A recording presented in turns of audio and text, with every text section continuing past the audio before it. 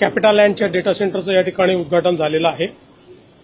हे जे data centre आहे हे टेक्नॉलॉजी वाईज सगळ्यात ॲडव्हान्स अशा प्रकारचं डेटा सेंटर आहे, ज्याच्यामध्ये वेगवेगळ्या प्रकारे ज्या व्यवस्था करण्यात आलेल्या आहेत त्या अतिशय चांगल्या पद्धतीच्या आहेत।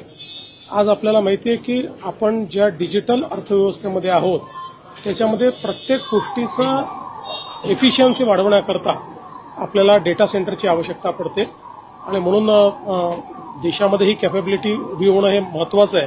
आणि आज मला हे सांगताना आनंद वाटतो की देशाची 60% डेटा सेंटर कॅपॅसिटी ही एकट्या महाराष्ट्रात उभी राहिलेली आहे। आज त्यांच्यासोबत आपलं अजून एक करार झाला आहे, जवळपास ते आता 20,000 कोटी रुपये डेटा सेंटर, लॉजिस्टिक्स आणि सगळ्या वेगवेगळ्या गोष्टींमध्ये महाराष्ट्रामध्ये ते इन्व्हेस्ट करणार आहेत। त्याच्यासोबत एक जी सिंगापूरची तमासॅक कंपनी आहे त्यांनी आता मणिपाल विकत घेतलेला आहे। तर मणिपालसोबतही आपण एक 700 कोटी रुपयाच्या हॉस्पिटलचा एक करार हा नागपूरमध्ये ते हॉस्पिटल बांधणार आहेत त्याच्याकरता केला आहे।